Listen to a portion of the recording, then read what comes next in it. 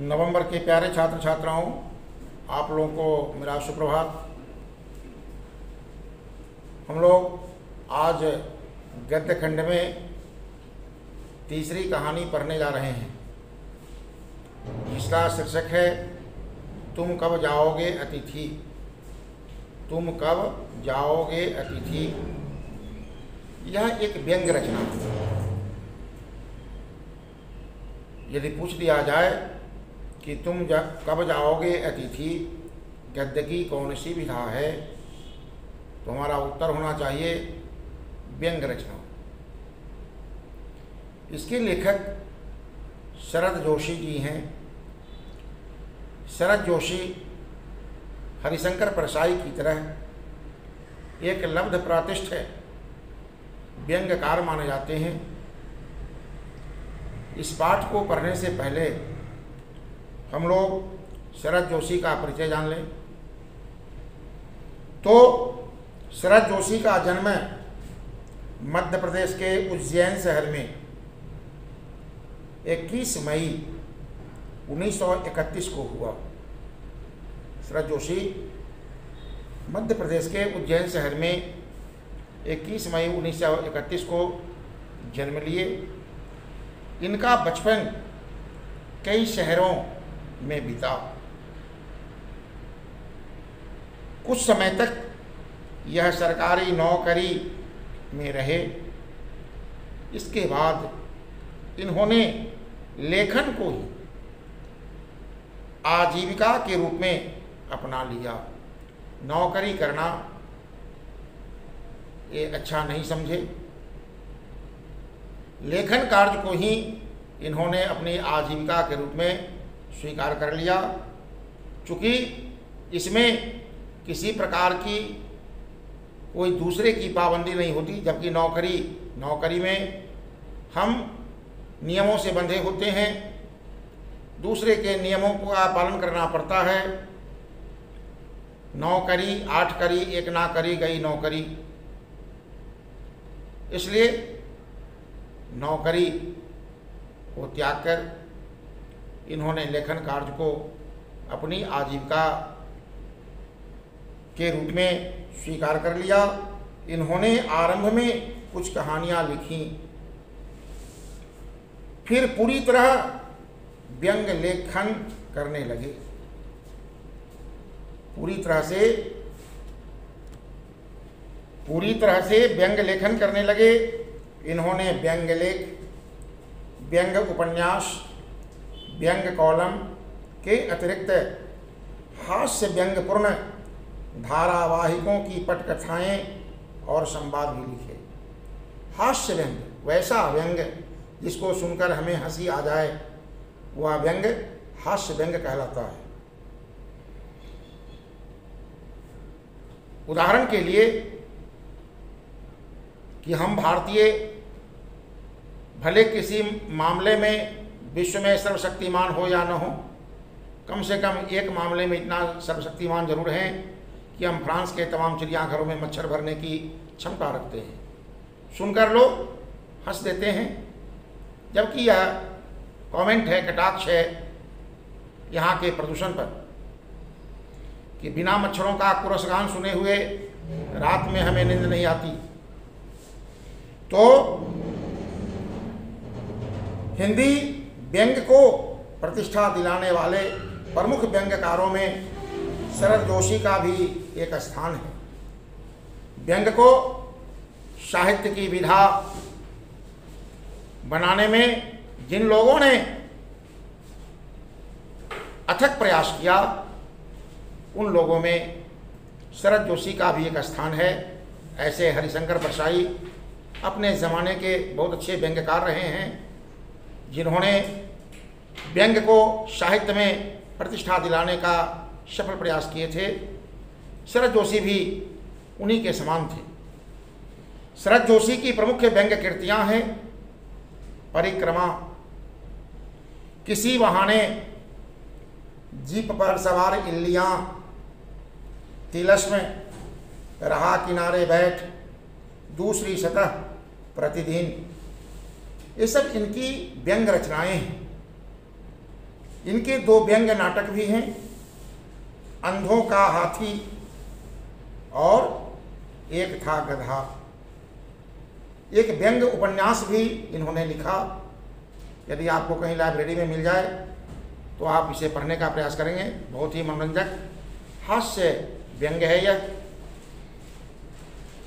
उस उपन्यास का नाम है मैं केवल मैं उर्फ कमल मुख भी ये इनके उपन्यास का नाम है। शरद जोशी की भाषा अत्यंत सरल और सहज है, यानी बहुत सरल भाषा का प्रयोग किए हैं और ऐसी भाषा जो आसानी से हम समझ जाएं, वह भाषा सहज भाषा कहलाती है। मुहावरों और हास परिहास का हल्का स्पर्श देकर कुछ मुहावरों का भी समावेश किए हैं, कुछ हास परिहास का समावेश किए हैं। इसका समावेश करके इन्होंने अपनी रचनाओं को अधिक रोचक बनाया है। जैसे हम लोग दाल भात सब्जी, बचका, रायता सब कुछ खाते हैं, लेकिन उसमें थोड़ी सी चटनी हो जाती है तो जायका बदल जाता है। उसी तरह से पाठकों की जायका को बदलने के लिए इन्होंने हास परिहास का बड़ा सुंदर प्रयोग किया। धर्म, अध्यात्म, राजनीति, सामाजिक जीवन, व्यक्तिगत आचरण, कुछ भी शरद जोशी की पैनी नज़र से बच नहीं सका। जीवन के हर क्षेत्र पर इन्होंने व्यंग प्रस्तुत किया है। इन्होंने अपनी व्यंग रचनाओं में समाज में पाई जाने वाली सभी विसंगतियों का बेबाक चित्रण किया है। समाज में जो भी विसंगतियां हैं, चाहे वह ऊंच नीच की विसंगति हो, अमीर गरीब के बीच विसंगति हो, जाति के आधार पर विसंगति हो, धर्म के आधार पर विसंगति हो, तमाम विसंगतियों पर इन्होंने बेबाक चित्रण किया। अर्थात वैसा चित्रण जिसमें भय का समावेश तनिक भी न हो, उस चित्रण का नाम है बेबाक चित्रण। पाठक इस चित्रण को पढ़कर चकित भी होते हैं और बहुत कुछ सोचने के लिए विवश भी हो जाते हैं। प्यारे बच्चों, जिस पाठ को अभी हम लोग पढ़ने जा रहे हैं, जिसका शीर्षक है तुम कब जाओगे अतिथि। तुम कब जाओगे के बाद आप देख रहे हैं अल्प विराम है, इसलिए जहां अल्प विराम होता है वहां एक बोलने में जितना टाइम लगता है उतना देर हमें रुकना चाहिए, तब उसमें रोचकता आती है। तुम कब जाओगे अतिथि, इस अंदाज में इसको बोलेंगे। इस पाठ में शरद जोशी ने ऐसे व्यक्तियों की खबर ली है जो अपने किसी परिचित या रिश्तेदार के घर बिना कोई पूर्व सूचना दिए चले आते हैं।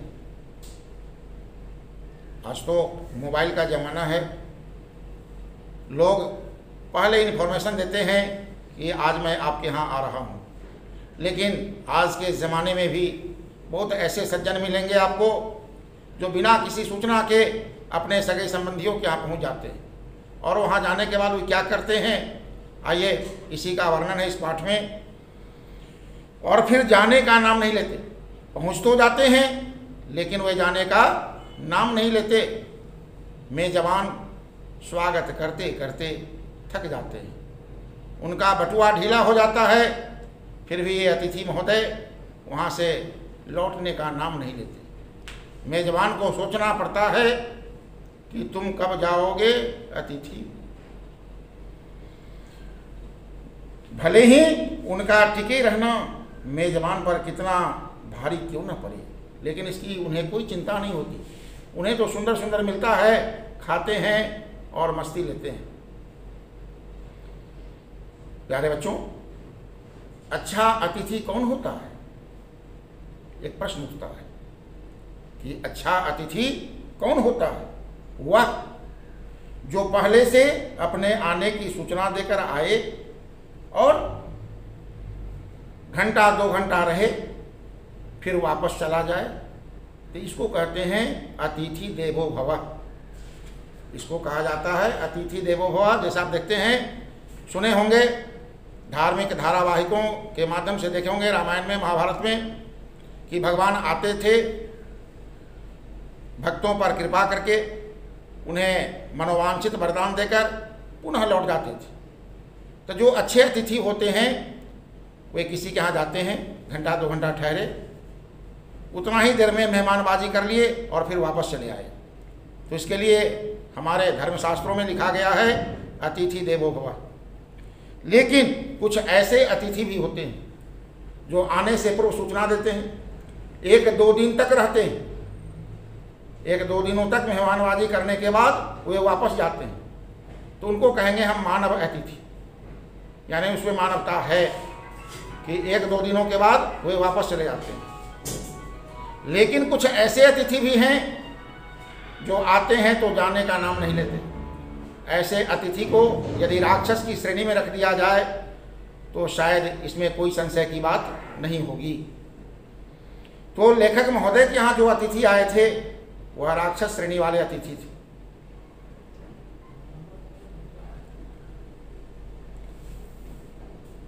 ध्यान दीजिए। तो इस पाठ में राक्षस श्रेणी वाले अतिथि की ही चर्चा है। अब हम लोग कहानी की शुरुआत करें। ये आपका लेखक परिचय था। शरद जोशी जी कहते हैं, दुर्भाग्य है कि वही मेजबान हैं, ये दूसरे की कहानी नहीं है, वे आप बीती सुना रहे हैं। कहते हैं कि आज तुम्हारे आगमन के चतुर्थ दिवस पर यह प्रश्न बार बार मन में घुमर रहा है कि तुम कब जाओगे अतिथि। यानी लेखक महोदय के यहाँ जो अतिथि आए हुए थे वे 4 दिन तक लगातार रह गए, जाने का नाम नहीं ले रहे थे। इसलिए शरद जोशी को विवश होकर मन ही मन यह प्रश्न करना पड़ा कि तुम कब जाओगे अतिथि। कहते हैं कि तुम जहां बैठे निसंकोच, बिना किसी संकोच के सिगरेट का धुआं फेंक रहे हो। वो अतिथि महोदय सिगरेट भी लेते थे। प्यारे बच्चों, सिगरेट का सेवन करना स्वास्थ्य के लिए हानिकारक है। तो उसके ठीक सामने एक कैलेंडर है, देख रहे हो ना। इसकी तारीखें अपनी सीमा में नम्रता से फरफराती रहती है। यानी कुछ ऐसे कैलेंडर होते हैं जिसमें डेट को हम लोग पर डे बदलते हैं। लेखक महोदय के पास उसी तरह का कैलेंडर था। वे पर डे अतिथि को दिखाकर, ताकि वह संकेत देते थे कि तुम्हारे जाने का समय हो गया, अब तुम मेरे यहाँ से चले जाओ। पर डे तारीख बदलते थे। लेकिन अतिथि महोदय जाने का नाम क्यों लें? वे देखते रह जाते थे, लेकिन सांकेतिक भाषा को समझ नहीं पाते थे। विगत 2 दिनों से मैं तुम्हें दिखाकर, लेखक महोदय कहते हैं, विगत 2 दिनों से मैं तुम्हें दिखाकर तारीखें बदल रहा हूं। उस कैलेंडर की तारीख अतिथि महोदय को दिखा दिखाकर बदलते थे। तुम जानते हो, अगर तुम्हें हिसाब लगाना आता है तो यह चौथा दिन है। तुम्हारे सतत आतिथ्य का चौथा भारी दिन है। क्योंकि जब भी हमारे यहाँ कोई अतिथि आते हैं तो हमारा खर्च बढ़ जाता है। आर्थिक तंगी का शिकार मध्यम वर्गीय परिवार हो जाते हैं। लेखक का इशारा इसी ओर है। इस बात को अतिथि को समझना चाहिए, लेकिन बहुत ऐसे जिद्दी अतिथि होते हैं जो इस बात को समझ नहीं पाते। कहते हैं कि तुम्हारे जाने की कोई संभावना प्रतीत नहीं होती। अतिथि किसी प्रकार का कोई ऐसा आव भाव नहीं दिखा रहा था जिससे लेखक महोदय को लगे कि अभी जाने की स्थिति में आ गए हैं। लाखों मील लंबी यात्रा करने के बाद वे दोनों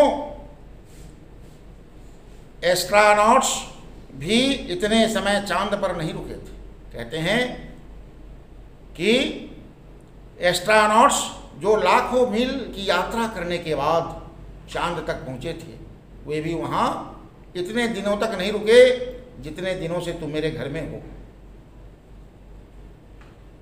जितने समय तुम एक छोटी सी यात्रा कर मेरे घर आए हो, तुम अपने भारी चरण कमलों की छाप मेरी जमीन पर अंकित कर चुके। अब कम से कम चले जाओ। तुमने एक अंतरंग निजी संबंध मुझसे स्थापित कर लिया। जब भी कोई अतिथि आते हैं तो उससे हमारा एक आंतरिक संबंध स्थापित होता है। दिल की बात हम खोलकर कहते हैं, उनकी दिल की बात सुनते हैं, समझते हैं, तो आंतरिक संबंध स्थापित हो जाता है। तुमने मेरी आर्थिक सीमाओं की बैजनी चट्टान देख ली। लेखक महोदय कहते हैं कि मेरी आर्थिक स्थिति क्या है, हम किस हद तक तुम्हारा स्वागत कर सकते हैं, स्वागत की ऊंचाई क्या हो सकती है, इसको तो तुमने माप लिया। अब चले जाओ। तुम मेरी काफी मिट्टी खोद चुके। मिट्टी खोदना एक मुहावरा है जिसका अर्थ किसी के यहाँ लंबे समय से टिका रहना और उसकी बर्बादी करना। अब तुम लौट जाओ, बड़ा प्रेम से कहते हैं, लेकिन उसको सुनाकर नहीं कहते, मन ही मन कहते हैं कि अब तुम लौट जाओ अतिथि। तुम्हारे जाने के लिए यह उच्च समय अर्थात हाई टाइम है। क्या तुम्हें तुम्हारी पृथ्वी नहीं पुकारती? जहाँ तुम्हारा घर है, क्या तुम्हारा घर तुम्हें नहीं बुलाता? कहते हैं आगे कि उस दिन जब तुम आए थे, मेरा हृदय किसी अज्ञात आशंका से धड़क उठा था। कुछ ऐसी घटनाएं होती है जो घटने से पूर्व ही इशारा कर देती है। लेखक महोदय को लगा था कि जो मेरे यहाँ आए हैं शायद ये जाने का नाम नहीं लेंगे। इस बात की आशंका लेखक को पहले से थी। अंदर ही अंदर कहीं मेरा बटुआ कांप गया। बटुआ कांप जाना का अर्थ कि अब आर्थिक तंगी के दौर से गुजरना। इसके बावजूद एक स्नेह भीगी मुस्कुराहट के साथ मैंने तुमसे गले मिला था। दिल से उसका स्वागत करना नहीं चाहते थे, फिर भी बाहरी आव भाव कुछ ऐसा दिखाए, उससे गले मिले और कहते हैं कि मेरी पत्नी ने तुम्हें सादर नमस्ते की थी। लेखक महोदय की पत्नी उस अतिथि को सम्मान में नमस्ते कही थी। तुम्हारे सम्मान में ओ अतिथि, हमने रात के भोजन को एकमात्र उच्च मध्यम वर्ग के डिनर में बदल दिया था। उच्च मध्यम वर्गीय परिवार में डिनर में जो भी व्यंजन परोसे जाते हैं उस तरह का व्यंजन अतिथि महोदय के लिए लेखक ने परोसा था। जबकि एक उच्च मध्यम वर्गीय परिवार के नहीं थे, एक निम्न मध्यम वर्गीय परिवार के थे। मध्यम वर्गीय परिवार को भी दो वर्गों में बांटा गया है, उच्च मध्य वर्गीय परिवार और निम्न मध्य वर्गीय परिवार। तो लेखक महोदय निम्न मध्यम वर्गीय परिवार के थे, फिर भी उन्होंने उच्च मध्यम वर्गीय परिवार की तरह डिनर परोसा। तुम्हें स्मरण होगा, कहते हैं कि तुम्हें स्मरण होगा कि 2 सब्जियों और रायते के अलावा हमने मीठा भी बनाया था। अतिथि के सम्मान में 2 तरह की सब्जियां थी, रायता और कुछ मिष्टान्न थे। इस सारे उत्साह और लगन के मूल में एक आशा थी कि दूसरे दिन किसी रेल में से एक शानदार मेहमानबाजी की छाप अपने हृदय में ले तुम चले जाओगे। लेखक इस विश्वास के साथ उनका शानदार स्वागत किया था रात में। हम तुमसे रुकने के लिए आग्रह करेंगे मगर तुम नहीं मानोगे। जैसे मेजबान मेहमान को बार बार आग्रह करते हैं कि क्या हुआ, एक दिन रुक जाइए, एक दिन रुक जाइए। लेकिन अच्छे मेहमान मानते नहीं हैं, वे समझते हैं, वे अपने दिल से पराये दिल का हाल जानते हैं, इसलिए किसी के यहाँ आवश्यकता से अधिक दिनों तक रुकना पसंद नहीं करते। लेखक महोदय भी इसी विश्वास के साथ कह रहे थे कि मैं तुमसे आग्रह करता कि तुम रुक जाओ, लेकिन तुम रुकने का नाम नहीं लेते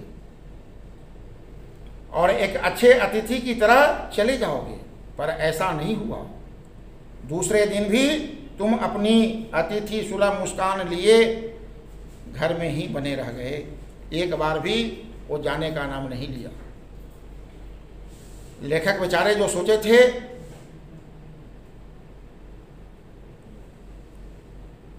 उनकी अरमान आंसुएं बह गए। हम लोग गीत सुने हुए फिल्मी गीत, दिल की अरमान आंसुएं बह गए, वही हाल लेखक महोदय का हो गया। हमने अपनी पीड़ा पी ली और प्रसन्न बने रहे। स्वागत सत्कार के जिस उच्च बिंदु पर हम तुम्हें ले जा चुके थे, वहाँ से नीचे उतर हमने फिर दोपहर के भोजन को लंच की गरिमा प्रदान की। यानी दोपहर के भोजन को क्या बना दिए? लंच। दोपहर में जाकर उन्हें लंच दिया गया ताकि फिर इस संकेत को समझ जाएं और चले जाएं, लेकिन उन्होंने फिर भी जाने का नाम नहीं लिया। और रात्रि को तुम्हें सिनेमा दिखाया, रात में ले जाकर उन्हें क्या दिखाए? सिनेमा। हमारे सत्कार का यह आखिरी छोर है, जिससे आगे हम किसी तरह के सत्कार के लिए सहमत नहीं थे। इसके तुरंत बाद भावभीनी विदाई का वह भीगा हुआ क्षण आ जाना चाहिए था। जब हम किसी को विदाई देते हैं तो वह भीगा क्षण कहलाता है, क्योंकि बिछुड़ने के क्रम में आंसुओं की धाराएं बहती है, इसलिए इस क्षण को भीगा क्षण कहा गया है।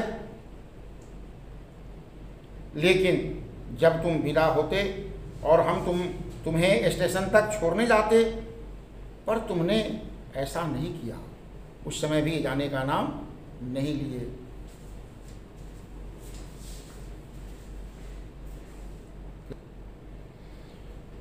ये तो दूसरे दिन की बात हो गई। देखते हैं तीसरा दिन क्या होता है। तीसरे दिन की सुबह तुमने मुझसे कहा मैं धोबी को कपड़ा देना चाहता हूँ। 2 दिन में अतिथि महोदय के कपड़े भी गंदे हो गए थे, एक ही सेट लेकर आए थे जो पहने हुए थे। कहते हैं कि मैं धोबी को कपड़ा देना चाहता हूँ। यह आघात अप्रत्याशित था और इसकी चोट मार्मिक थी। लेखक को यह प्रस्ताव सुनकर अप्रत्याशित आघात लगा, चूंकि सोच रहे थे कि आज ये सुबह सुबह कहेंगे कि अब मैं जा रहा हूँ, लेकिन जो ये सोचे वैसा कुछ नहीं हुआ। अतिथि महोदय कह दिए कि आप मेरे कपड़े धोबी के यहाँ भेज दीजिए, गंदे हो गए। तो ऐसा चोट लगा इनको जिसकी प्रत्याशा इन्होंने नहीं की थी। वह आघात जिसकी हम प्रत्याशा न किए हों, वह आघात क्या कहलाता है?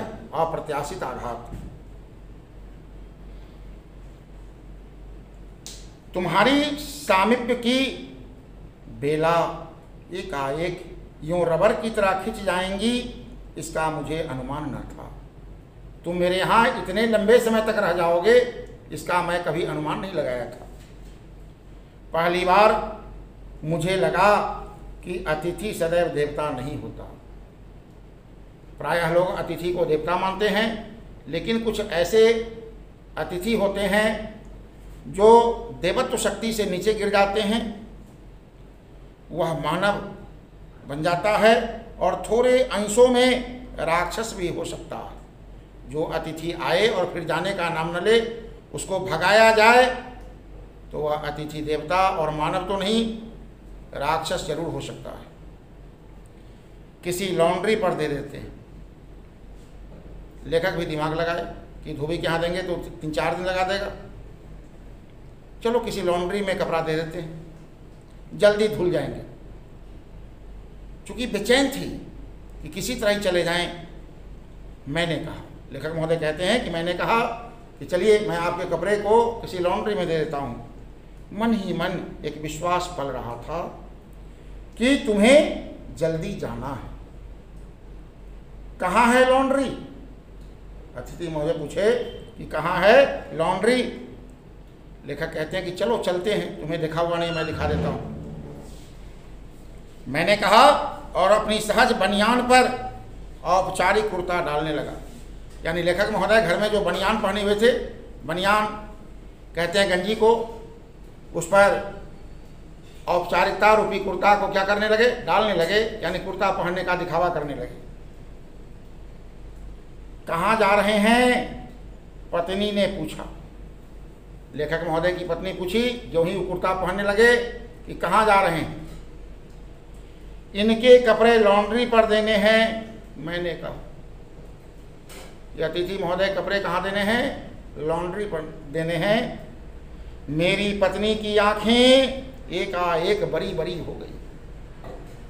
प्यारे बच्चों, जान लो, जो ही पत्नी की आंखें बड़ी बड़ी होती है, प्रायः पति डर जाते हैं और भींगी बिल्ली बन जाते हैं। लेखक महोदय भी बेचारे पत्नी का कुपभाजन होना नहीं चाहते थे, इसलिए भींगी बिल्ली बन गए।